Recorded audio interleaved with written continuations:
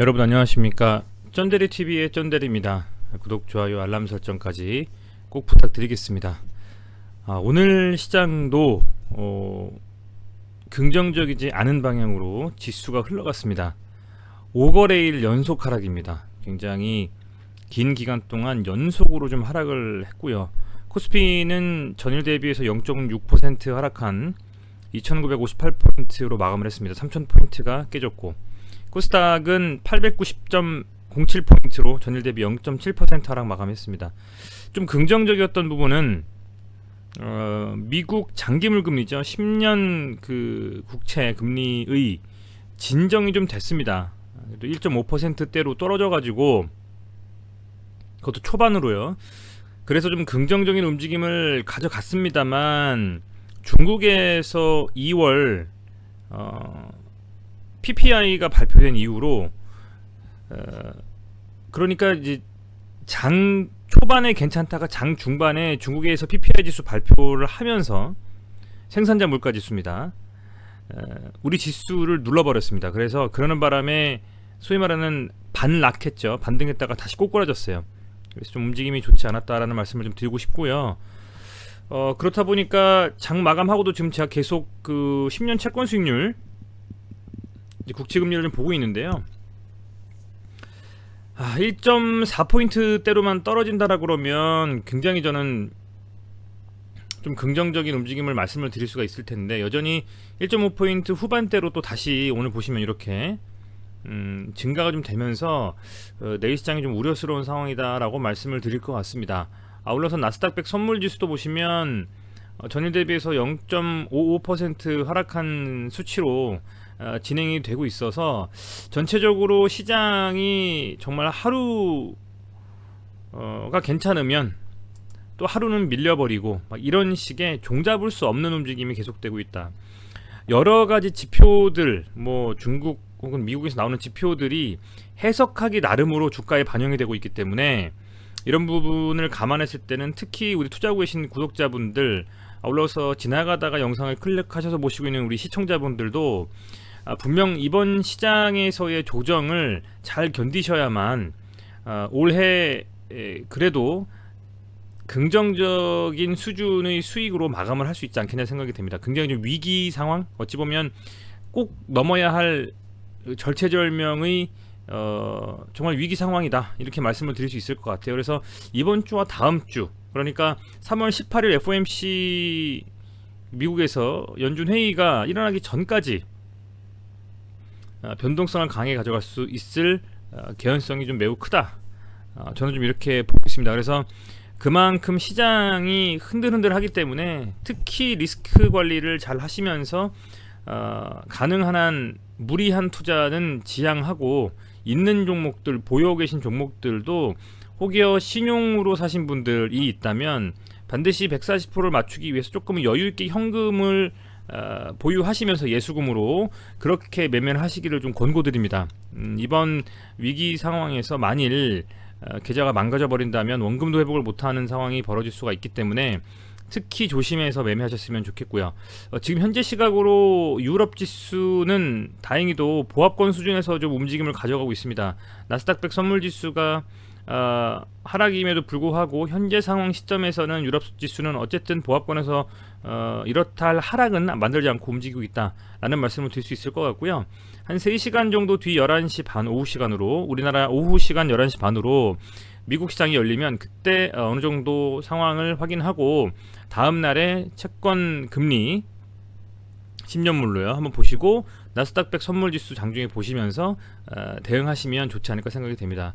물론 내일 3월 11일 오전 10시 반에 열리는 중국 시장도 필히 체크하시면서, 중국 시장이 꼬꾸라져 버리면 우리 시장도 바로 커플링하면서 밀릴 수가 있기 때문에 이제 그런 부분들도 예의주시하면서 투자를 반드시 하셔라, 이렇게 좀 말씀을 좀 드리고 싶습니다. 이제 좀 개별 종목으로 들어가자면요, 드디어 SK바이오사이언스 2021년의 최대어입니다. 공모주가 청약이 마감이 됐습니다. 청약이 마감이 됐고요. 공모주에 무려 64조가 물렸습니다. 64조가 몰렸고요.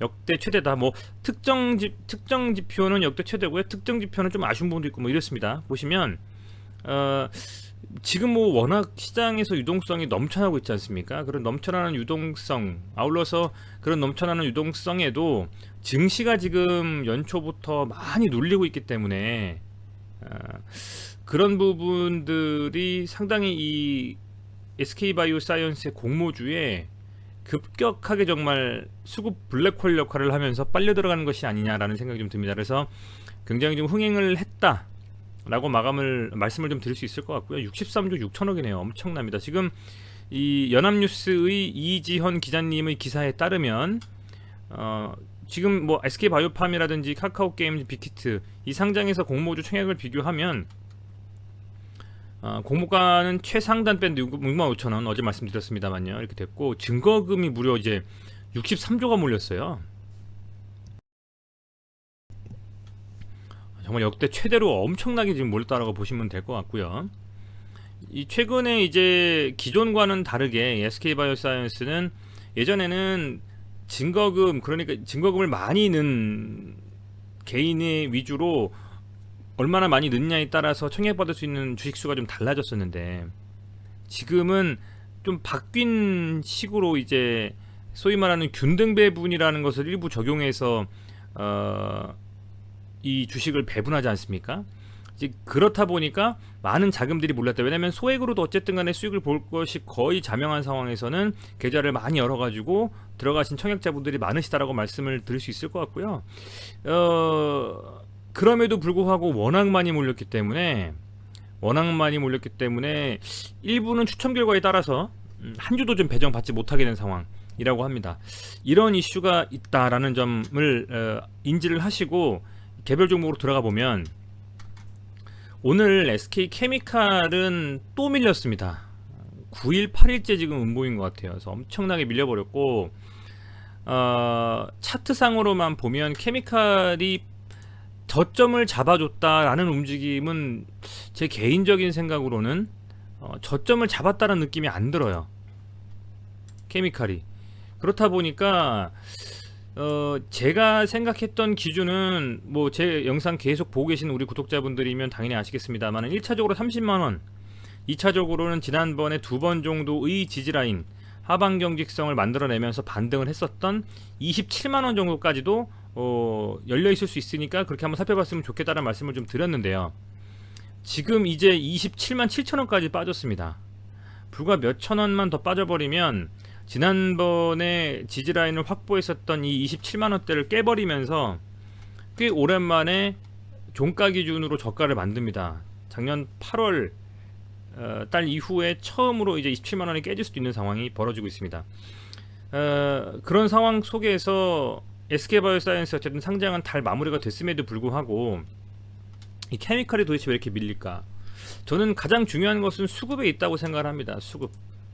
수급이 워낙 지금 기관에서 연기금에서요 너무 오랜 기간 동안 지금 매도를 하고 있기 때문에 보시면 이렇게만 살짝 한 달 정도만 뒤로 살짝만 돌려도 외국인과 기관의 수급이 주가를 끌어올리는 게 보이실 겁니다. 개인은 다 털면서 그동안 저가권에서 잡았던 개인들이 털면서 수익 실현하고 그걸 외국인 기관이 잡아서 올렸는데 지금 보시면 2월 1일부터는 연기금이 하루도 안 빼고 다 순매도를 최소 뭐 10억 이상 다 하고 있어요. 아무리 뭐 다른 주체들이 산다 손 치더라도 그죠? 개인이 이렇게 많이 사도 연기금이 그냥 내리팔고 있기 때문에 지금 감당할 수 없을 정도로 빠지고 있다라고 보시면 됩니다. 좀 그런 상황이고요. 그래서 저점을 어디서 잡을까? 제 개인적인 생각은 그렇습니다. 우선은 지금 이제 제가 디스커버리와 케미칼을 굉장히 오랜 기간 동안 말씀을 드렸는데 방점을 찍을 수 있는 활용점정인 시기가 이제 왔죠. 3월 18일 바이오사이언스 청약, 그 청약을 기준으로 전후로 해가지고 분명히 시세를 좀 줄 거다 말씀을 드렸는데 케미칼은 제 예상과 다르게 많이 밀렸습니다. 보기 좋게 빗나갔고 디스커버리 오늘 윗꼬리 달면서 양봉을 만든 영망청 양봉을 좀 만들어 줬는데요. 우선은 이런 상황에서 봤을 때는 27만원 정도가 지지되는지 우선 봐야 될 것 같고요. 아울러서 오늘 들어간 청약 자금 64조 5천억이었나요? 그 정도의 금액은 이제 청약이 다 끝나고 나서 배정이 된 후, 그러니까 청약 공모 이틀 정도 뒤에 반환이 됩니다. 청약을 못 받은 분들의 금액이라든지 청약 물량 빼고 나머지 금액으로 세팅했던 것들은요. 그렇다라고 하면 그런 예수금들이 3월 5일에는 개인들의 계좌에 들어간다, 이렇게 보시면 될 것 같고요.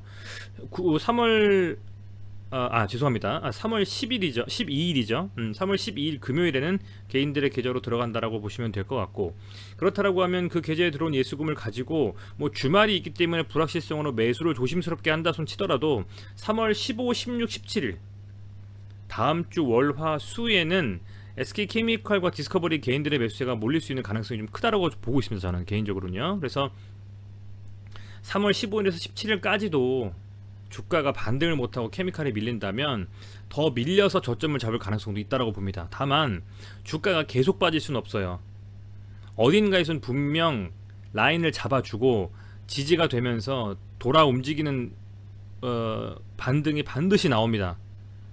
반드시 나오기 때문에 그게 어디일지를 살펴봐야 되는 거고 기다려야 되는 것이지, 이 케미칼이 물론 많이 올라서 3번의 쓰리봉을 만들고 나서 46만원을 돌파 못하고서 이렇게 밀려버렸습니다만은, 시장에서 현재 그 금리라든지 인플레이션에 대한 이슈들, 유동성 회수, 중국에서요 특히 그런 이슈들이 계속됨으로 인한 불안감으로 외국인들이 이 종목에 들어올 수 없었기 때문에 빠진 부분도 있거든요. 그래서 선행 조건은 시장이 반등해야 된다라는 것이고요. 계속 말씀드리는 것이, 아울러서 이렇게 좀 무거운 케미칼 같은 경우는 지금 굉장히 무거운 종목이에요. 시총이 지금 빠져가지고 좀 그 케미칼이 힘을 좀 못 쓰고 있는데요. 보시면 많이 밀렸네요. 그죠? 82위까지 밀리네. 시가총액 3조 2천억인데 어느 정도 무겁다라고 봐도 무방하거든요. 3조가 넘으면 무거운 종목이죠. 이런 종목이 사실은 그 쉽게 그냥 개인들 자금으로는 못 올라가거든요. 반드시 외인과 기관의 자금들이 들어와서 같이 들어 올려줘야 되기 때문에 그런 매수세가 이어지지 않는다면 밀릴 수밖에 없고, 그런 매수세가 이어지려면 환율에 대한 이슈, 그죠? 원달러 환율에 대한 이슈가 어느 정도 외국인들이 사러 들어올 수 있게 좀 적당한 수준에서 더 상승하지 않고 그 세팅이 좀 돼줘야 되고, 아울러서 미국 그 10년물 국채 금리라든지 이런 부분들이 1.5%, 1.6% 막 다 올라가면 안 되고, 적당한 수준에서 금리 상승에 대한 부담감, 더 나아가서는 인플레이션에 대한 부담감이 없어져야 된다는 얘기죠. 그런 것들이 선행이 되고 나서야 비로소 첫 번째인 선행 조건, 그러니까 지수의 반등을 노릴 수 있는 움직임이 될 것 같고요. 그 다음에는 이제 뭐랄까요, 충분히 빠졌다라고 하는 시장에서의 어떤 그런 인식인 것 같습니다. 지금 케미칼이 저점 대비해가지고 8배, 9배 가까이 올라왔기 때문에 조정을 지금 많이 받으면서 이 가격 조정이 일어나고 있거든요. 지금 고점 대비해서는 정말 한 차례 살짝 꺾어서 반등 빼고는 지금 보면 무려 40% 가까이 빠졌거든요. 제가 계속 말씀드리지만 한번 어떤 종목이 빠질 때는 40% 정도 수준에서는 반등이 좀 나오거든요.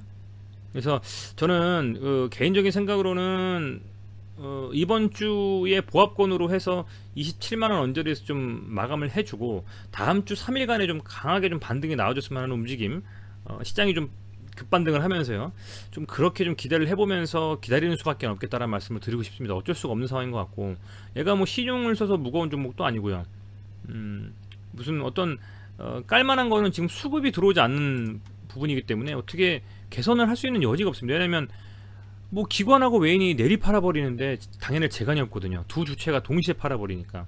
그래서 어떤 악재가 있다라든지 뭐 그런 이슈들보다는 이 수급 자체가 충분히 상승한 부분에 대한 어떤 매도, 특히 기관에서 연기금의 이런 매도들, 이런 부분들에 대한 압박이 이 종목에서 상승할 때 엄청나게 힘을 받으면서 외인과 기관이 들어올렸던 긍정적이었던 움직임과 반대급부로 빠질 때는 얘네들이 계속 팔아버리니까 복구가 안 되는 정도 수준까지 지금 와버린 거라고 생각이 좀 됩니다.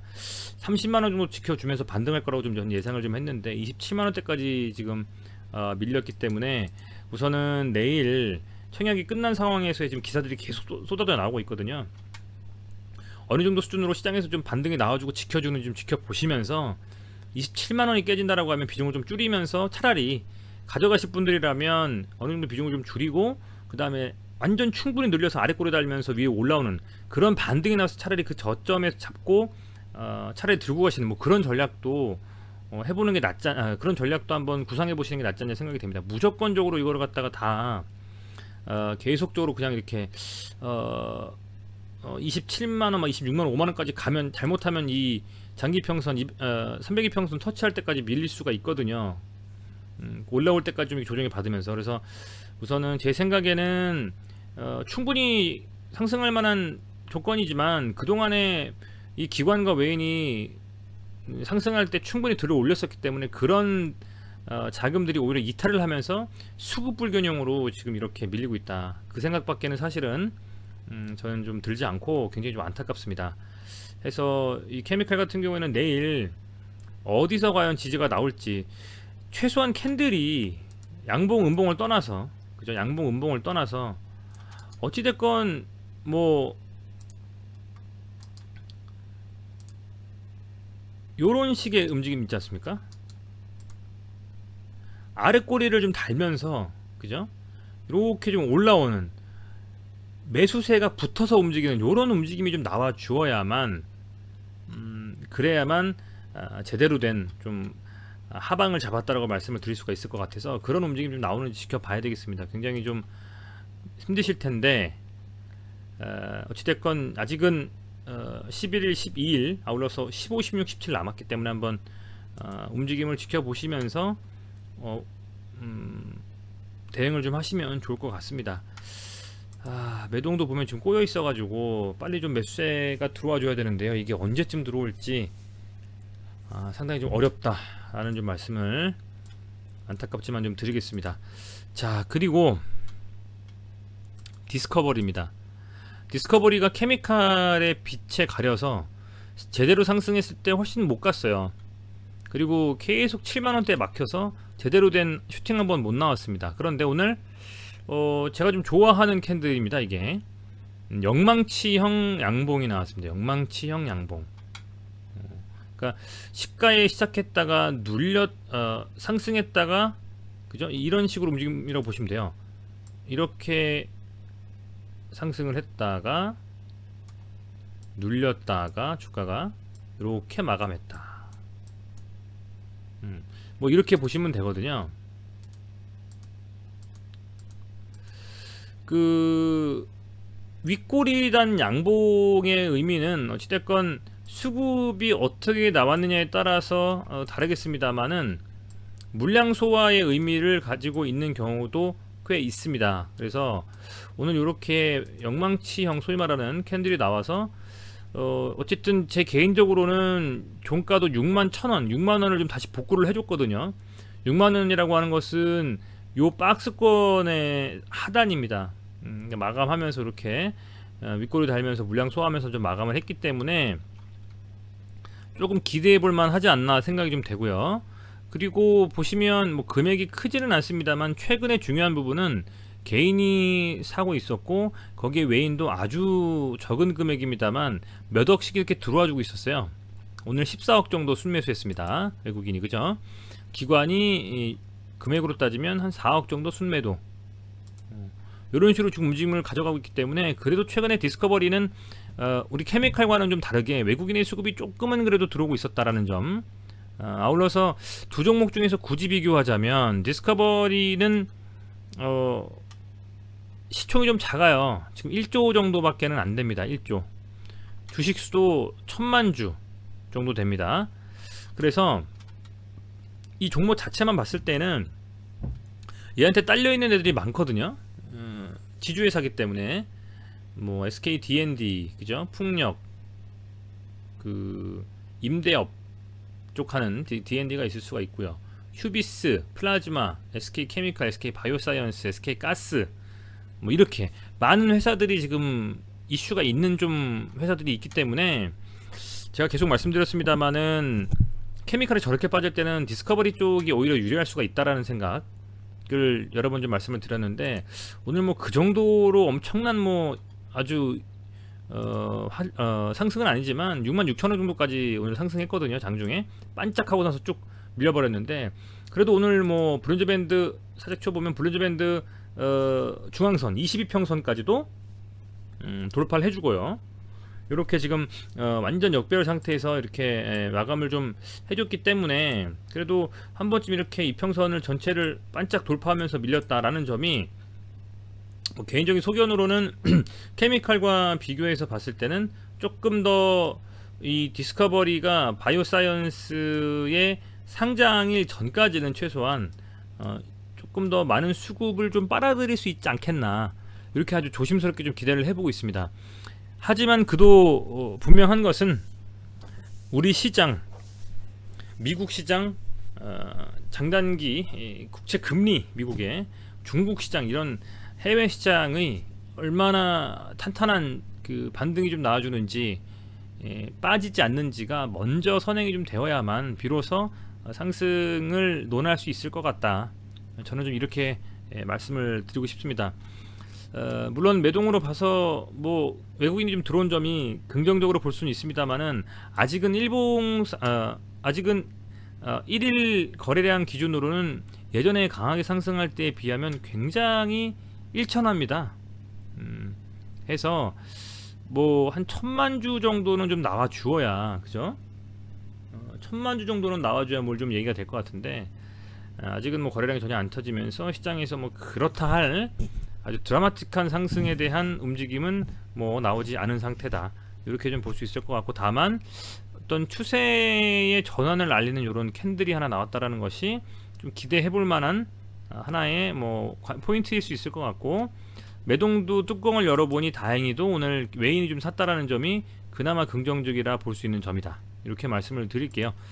단일가에서 조금 두 종목 다 밀렸거든요. 그런데 요즘 뭐 단일가는 뭐 크게 재미없으니까요. 특별한 이슈 없을 것 같고, 내일 시장에서 과연 어떻게 움직이는지 관심을 좀 받으면서, 청약이 끝난 후 청약을 받기 쉽지 않다라는 것이 매스컴을 통해서 나오고 엄청나게 이슈가 됐다라는 점을 미디어에서 접한 분들의 어떤 매수세가 몰리는지, 아울러서 당장 내일은 아닐지라도 12일 날에 증거금이 반환되면 그때 그 증거금으로 최소한 3월 15, 16, 17, 3일간에는 시장의 수급을 끌어들이면서 강한 좀 반등이 나와주면서 움직임을 가져갈 수 있는지, 거기까지가 우선 1차적으로 우리가 이 두 종목을 대할 때의 어떤 자세가 아닌가 생각이 됩니다. 그리고 18일 날에 상장 후에 어떤 움직임을 가져가는 것은 뭐 디스커버리든 케미칼이든 어떤 방식으로든 가져가겠죠. 그렇습니다만은 그 전까지가 어느 정도 시세를 좀 주어야만, 그죠? 청약이 된 다음에도 실제로 상장이 된 다음에도 바이오사이언스가 뭐 얘기가 되지, 그 전에 제대로 시세 못 줬는데 후에 나온다라는 것은 조금 어불성설이 아닌가 생각이 좀 되고요. 그래서 당장 내일부터 17일까지의 움직임을 살펴보면서 더 들고 갈지 아니면 좀 정리를 할지 결정하셔야 되는 시점이 아니냐, 이렇게 좀 판단이 됩니다. 예상보다 지수가 제대로 된 반등이 안 나오네요. 굉장히 아쉽습니다. 지수가 제대로 된 반등만 나왔다면 충분히 더 효과 있는, 효과적으로